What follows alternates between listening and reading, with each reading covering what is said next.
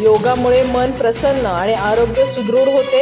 RV. Dhere, Rampur बागिलगे विद्यालयात योग कार्यशाळेस उत्स्फूर्त प्रतिसाद. योग दिनापुरता मर्यादित न ठेवता दिनचर्येचा भाग बनवावा. टी.व्ही. पाटील. सध्याच्या धावपळीच्या जीवनशैलीत आणि वाढत्या फास्ट फूडच्या सेवनामुळे मानवी शरीराची प्रतिकारशक्ती घटत चालली आहे. या काळात मन प्रफुल्लित ठेवण्यासाठी आणि आरोग्य सुदृढ राखण्यासाठी योग अत्यंत आवश्यक असल्याचे मत सेवानिवृत्त क्रीडा शिक्षक आर.व्ही. ढेरे यांनी व्यक्त केले. ते रामपूर बागिलगे विद्यालयात आंतरराष्ट्रीय योग दिनानिमित्त आयोजित योग कार्यशाळेत प्रमुख पाहुणे म्हणून बोलत होते. कार्यक्रमाच्या अध्यक्षस्थानी मुख्याध्यापक टी.व्ही. पाटील होते.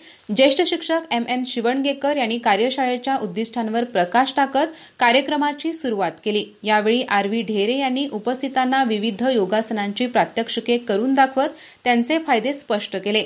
योगामुळे केवळ शरीरच नव्हे तर मनही सकारात्मक आणि उत्साही बनते, म्हणून योग प्रत्येकाने आपल्या दैनंदिन जीवनात समाविष्ट करावा असे आवाहन त्यांनी केले. अध्यक्षीय भाषणात मुख्याध्यापक टी.व्ही. पाटील यांनी योग केवळ योग दिनापुरता मर्यादित न ठेवता तो दिनचर्येचा कायमस्वरूपी भाग बनवल्यास जीवन अधिक आनंदी आणि समृद्ध होईल असे सांगितले. कार्यक्रमात सेवानिवृत्त शिक्षक आर. पाटील, शिक्षकवृंद, शिक्षकेतर कर्मचारी, पालक आणि विद्यार्थी मोठ्या संख्येने उपस्थित होते. कार्यक्रमाचे संचालन आर.जी. शिवणगेकर यांनी केले.